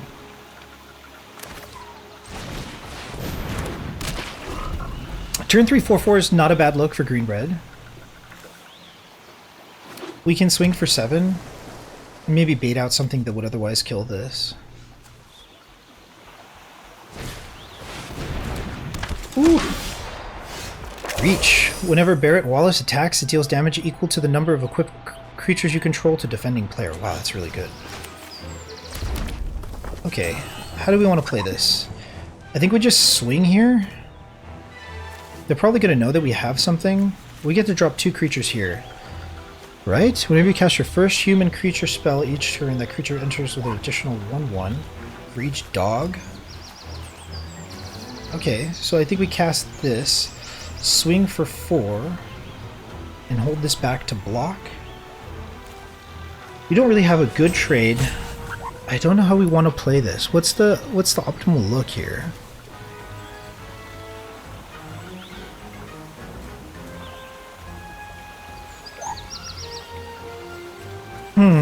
Do we attack with both? I feel like there's nothing wrong with attacking with both, but we lose a lot of options. Is it better to overwhelm them? I'm gonna attack with this.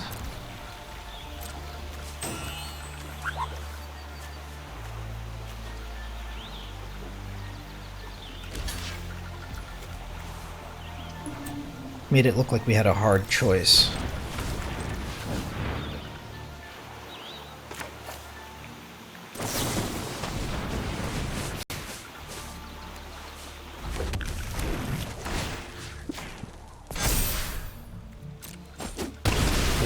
HP. Very, very nice. I do think we want to start milling here. Very, very nice. We get to take a land card. We drop the Fat Chocobo. Oh no. Our board presence is kind of devastating. They have 5 mana, and we have 9 points of damage on the board.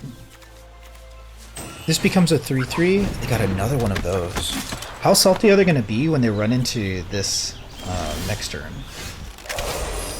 Okay, so we drop this. Like we just swing with everything here. I don't know this set well enough to know what one blue can do, but I don't think it's nearly enough here.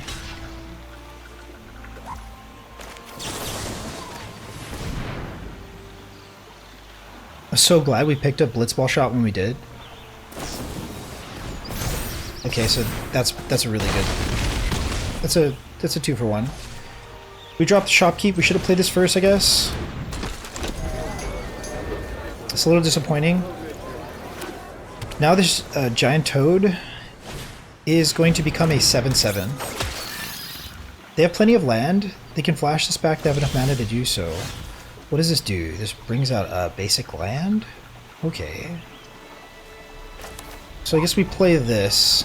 Make this dude bigger. What are they going to do here? Worst case scenario is they get value. They get value from this, and it stays bigger. But we want to swing with everything and get some more damage in while we can.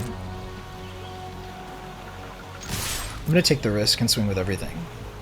They have 2 cards in their hand, plus the flashback.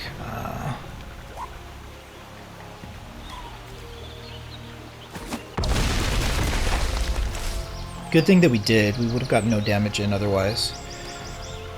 I guess we just end the turn.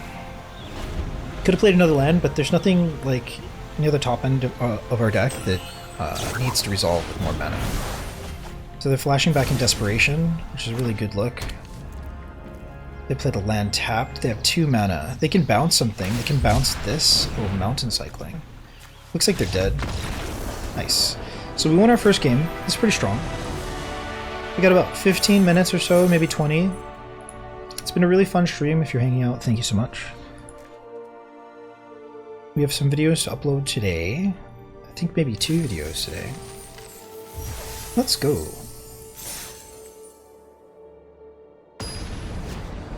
I'm satisfied with 2 wins, but you know, the 7-win dream is always there. We're very limited on removal, but these soft pump spells are really going to come in clutch. This land is interesting.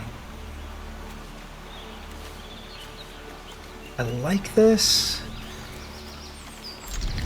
We keep. Cancel. How do I play this as a land? What?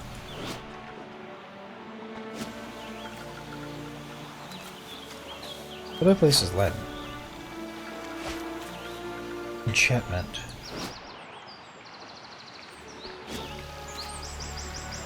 Okay.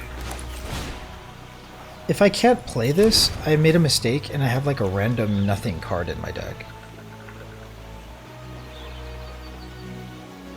I think I miscalculated, right, Quiz? Yeah, I think that card is actually just a dead card in my deck. I think I misunderstood this card. I thought it was like a dual option, but it's actually just a dead card, I think. We need to get rid of that ASAP. Ooh, I'm glad we drew land.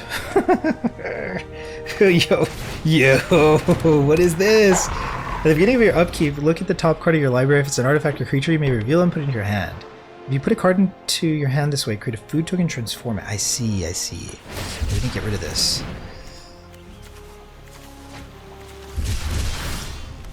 We have a decent turn 3 anyway, but man, this is such a dead card.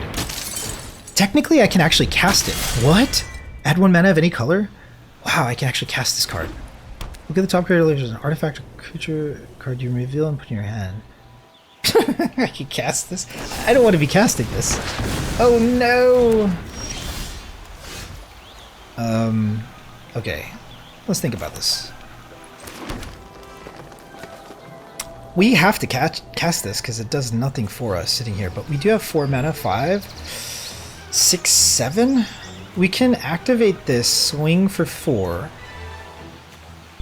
and maybe ramp into this next. This is kind of a guaranteed thing though.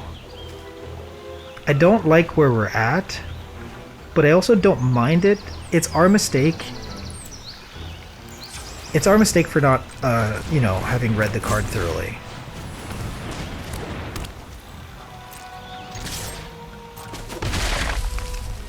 I'm nervous here.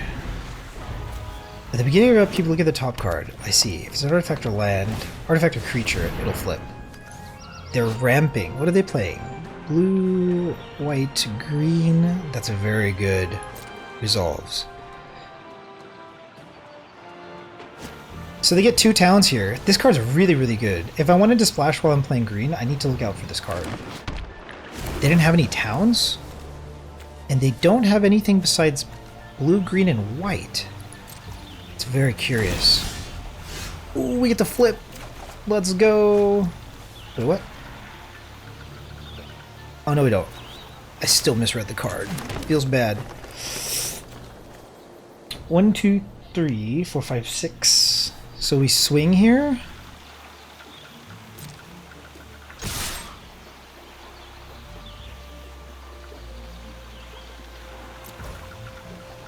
I don't think we want to be doing this, but it doesn't seem like a bad idea.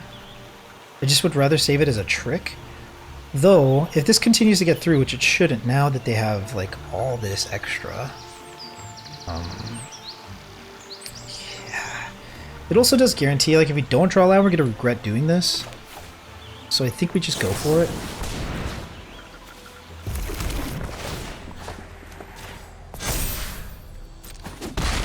What a misplay having this in my deck is.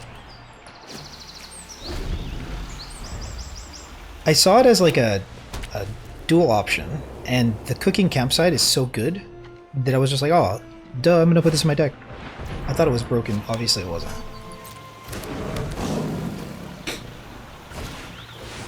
Oof, what is this? Snowvilliers' power is equal to the number of creatures you control. Okay, so it's a 2/3. Are they tapped out? They're not. Ooh. I like seeing this in their deck. This makes it so that this card doesn't feel so bad. This card's not great. What did they get off of it? Chocobo Racetrack. What? Whenever a land you control enters, create a 2/2 green bird token? What? This is busted. Bro, I can't stop that? Okay, maybe I can, actually. My turn. Reveal. So this becomes a land. And I made a food token, so I can sacrifice and swing for 6 here and create kind of trouble for them. I don't think that's what we want to do here. I think we want to actually stabilize by casting more creatures. This is going to be a problem. How do we want to associate here? Do we just start sacking this? Sacrifice an artifact with 1 counter on each creature you control. I can cast these 2 and then activate. That might be the best play that I can make. But it slows us down a turn. If they ramp, they can create a small army. Do we want to swing here? What do the blocks look like? We're going to lose this creature to this, and this creature to this. They're targeting enchantment. I think we need to make a play here. You can only cast this as a sorcery.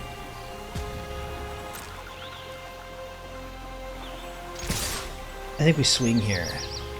They have 1 mana open, so that could be detrimental, but I'm going for it.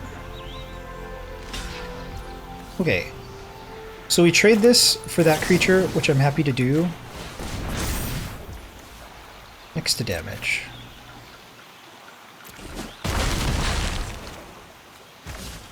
Now we can cast both of these creatures and kind of go off next turn with this.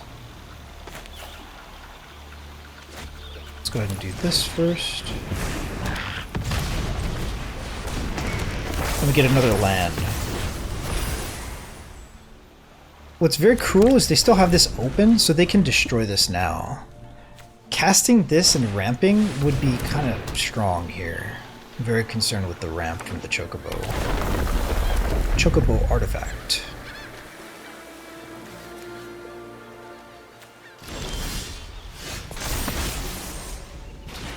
What is that? What did this do? When you next cast a creature spell this turn, the creature enters with an additional 1/1 counter on it. Okay. Is it greedy for us? Do they have enough to tap this? They do. Sure target art. non-enchantment, tap target non-enchantment creature. So they can't tap this. We can cast the 7/7 here. I think we just cast the 7/7 here and go in. Or do we make everything bigger? I feel like making everything bigger is like a stronger line. Plus we can tap stuff, can't we?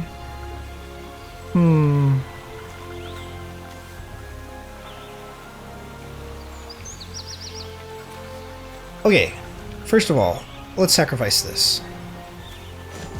Sacrifice an artifact, put a 1/1 counter on each creature you control.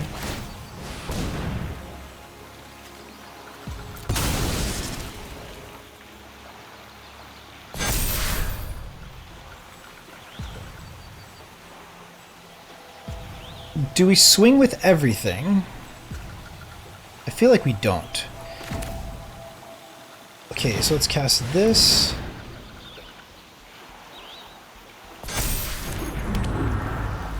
I think we go in with everything now. I think we're in good shape. I think they're on the back foot. They have 2 cards in their hand. Ours is not bad. They could have some serious like tricks up their sleeve because they have 2 green mana. They didn't do anything with this. So I definitely want to take this out now that they can't use it. We lost. We 2-for-1 them here. So they get another creature. Sacrifice 2 artifacts, draw a card. No big deal. We're in good shape, but I'm nervous. They have 2 cards in hand, and they've been showing ramp, so... What is this? Cast target instant or sorcery card from a graveyard. Oh, they're gonna ramp here. That's so good. And mana of any type can be spent to cast that spell. From a graveyard? Why didn't they use their own spell? They could have used this, right? Okay. Why did this get bigger?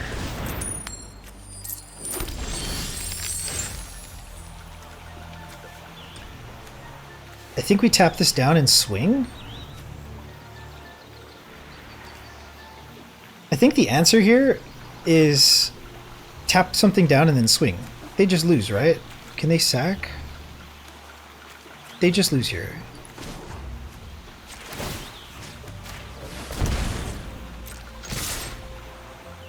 Okay, cool. Nice. 2 wins in the bank. That's very satisfying. As long as I get 2 wins, I feel like I'm doing okay. If I get less than 2 wins, it's a bit rough. But the placements have reset, so we're back to bronze. Smash, smash we shall. At least for now. Maybe we have time for one more game.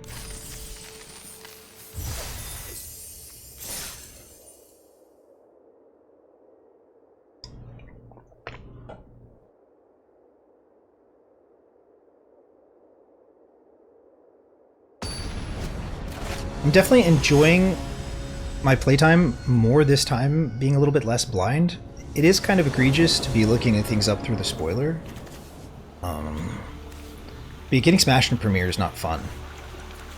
Let's see, we have 2-drop, 3-drop, 4-drop. I guess we keep this.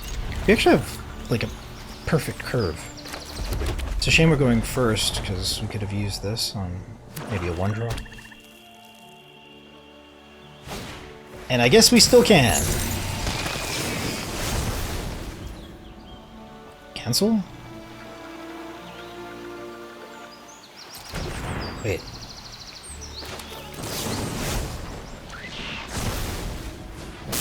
There we go.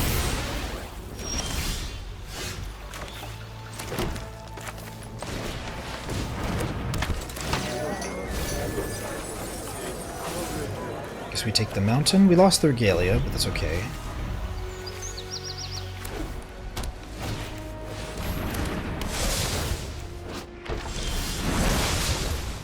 Two, one. Whenever you cast a non-creature spell, it pings me. Okay, equip 3 for +1. Got it.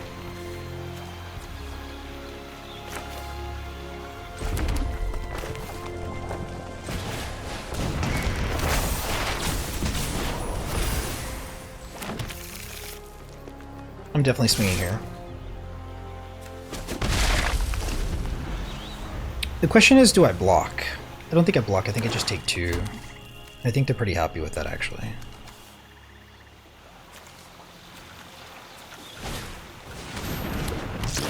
Discard a card? That's not fun.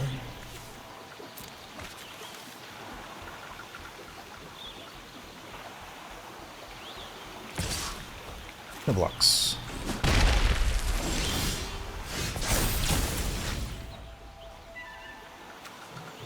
We play the Chocobo, right?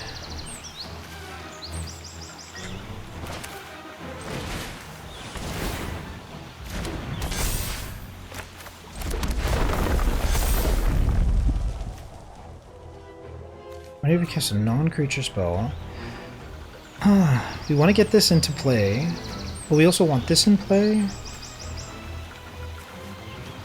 Interesting.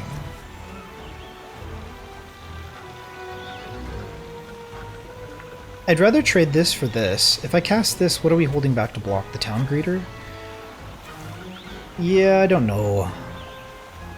It's nice to be threatening with some more damage, but I feel like having 2 toughness is really strong. Also, when you next cast a creature spell this turn, that creature enters with an additional 1/1 counter on it. So this is like a 5/4. I think we cast this to threaten to block, trade, and maybe make it bigger next turn? Question mark? I don't know. We should probably just cast for value here. Do we swing with both? I think we swing with both. I feel like we're going to win the race with the way that the board looks, but I'm not sure. Looks like they're playing black-white tokens. They have 4 cards in hand, and they've already made me discard 1 card. If they make me discard this, the game is theirs to stabilize, and we may never be able to cast the flashback for the Mountain Chocobo.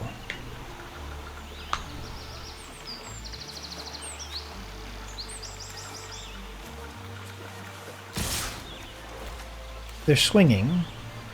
They're swinging, what does that mean? I really don't mind taking 3 here. They really have to have something kind of crazy for them to be swinging with both. I'm taking 3 if they attack for 3. Okay. 4 mana. This better be good. It is. During your turn and other knights you control, this is like one of the highest tier picks in the game. This card is really busted. And as of current, I have no way of stopping it. So what do we do? Well, how do we play against this? We actually don't get to play a land.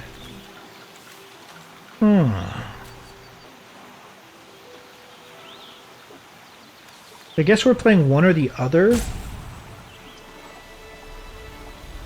I can destroy this next turn. So I think we do that. I think we just have to swing with this for now and hold back to block. But they get flying. Interesting.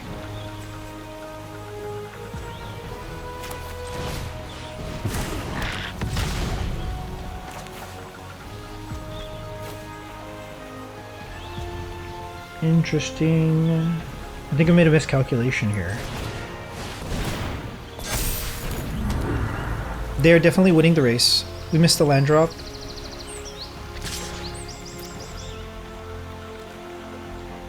If this didn't happen, this is like top 5, top 10, I want to say. I want to see. Dion.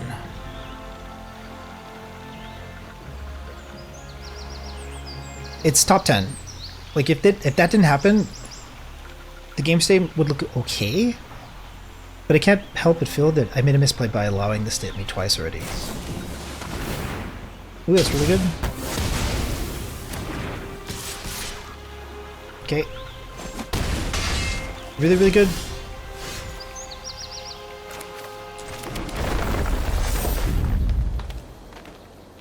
So I cast the Chocobo. Get a land.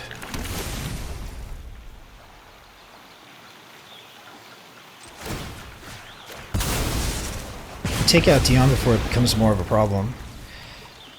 Do we swing? I feel like we can race with the Chocobo.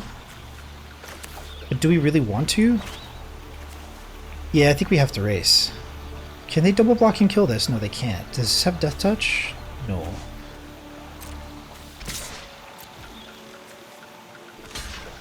Okay.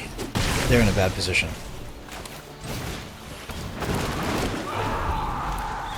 How many permanents do I have here? 5? So this becomes a 6/6 Death Touch. 1, 2, 3, 4, 5.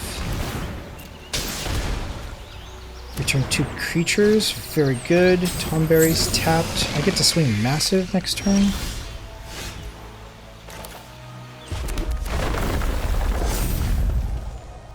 Two, 3, 4, 5. So I actually can pump this. Do we want to equip this somewhere? I think we want to equip this and then cast this and then kind of overrun next turn off a land draw. Are we dead next turn, I wonder? Activating this costs 8. We have enough, but we can't do both. I think this is the turn to cast this and cast the Chocobo. So let's do that. So we add this here. They have enough toughness, they do. We want this to continue to get out of hand. I don't mind them double blocking.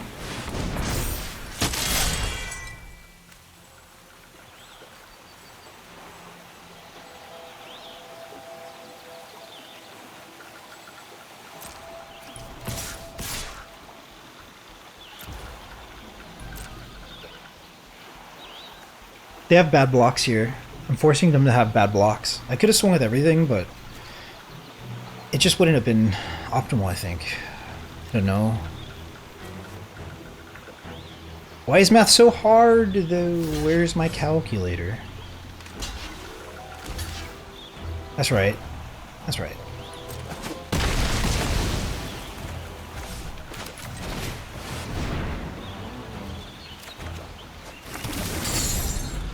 So now I get to overrun them with Chocobo. It's pretty sweet, actually. I guaranteed a land drop. I see. It's like an extra 3 points of damage for free. Interesting, they're not choosing to cast Dion here. They really need blockers? What does this even do, bro? When Gilgamesh enters, you may search the library for an equipment card, put it on the battlefield, and shuffle. When Gilgamesh attacks for the first time, each turn, untap it, and all samurai you control after this phase is additional combat. What the hell are you talking about? It's so busted. Don't we just tap down? I think we just tap down and win the game.